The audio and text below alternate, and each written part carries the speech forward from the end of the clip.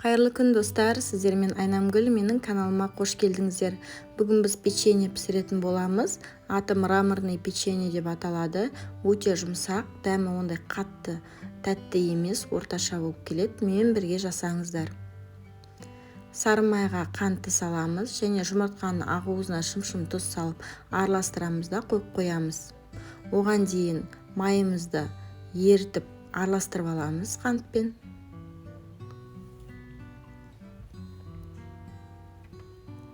Майымыз ерігенше араластырып аламыз. Содан кейін үстіне ақуызымызды құйып, тағы да араластырамыз.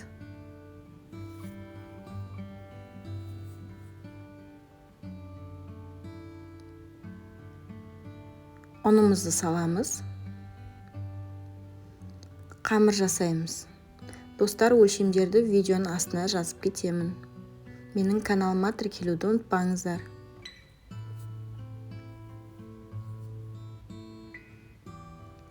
Қамырымызды алып кішкене ұн сеуіп соның үстіне қоямыз. Басып аламыз да қамырды екіге бөлеміз. Жартысын қайтадан ыдысымызға салып қоямыз.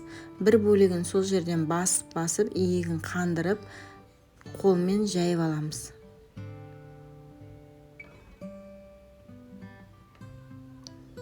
Екінші қамырды үстіне какао салып, какаоға араластырып басамыз.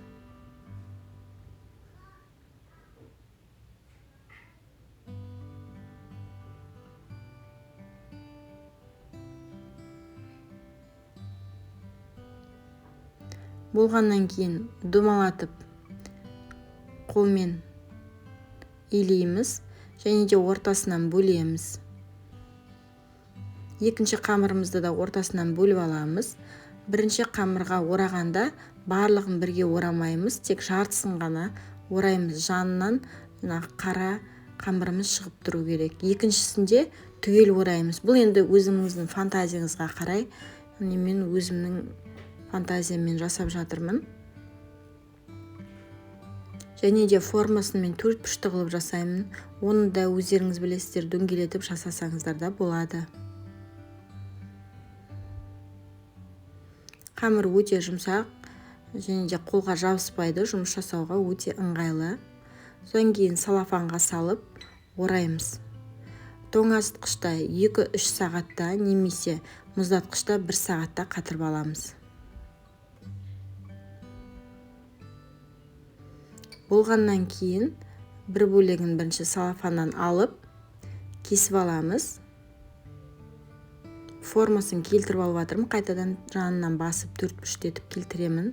Сынып жатса ештеңе етпейді достар. 1 сантиметр етіп кесіп алдым барлығын.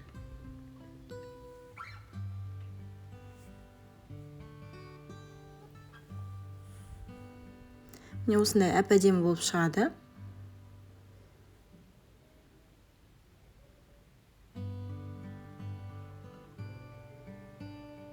Екінші бөлігінде дәл солай кесіп аламыз.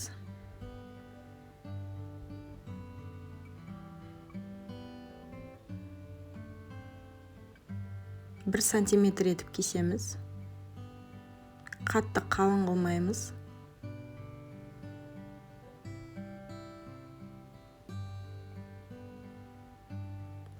«180 градуста 20 минутта пісіріп аламыз достар. Дайын болды. Осындай өте әдемі мраморный печенье болады. Дәмі өте дәмді. Жасап көріңіздер достар, жасап жатсаңыздар ас болсын.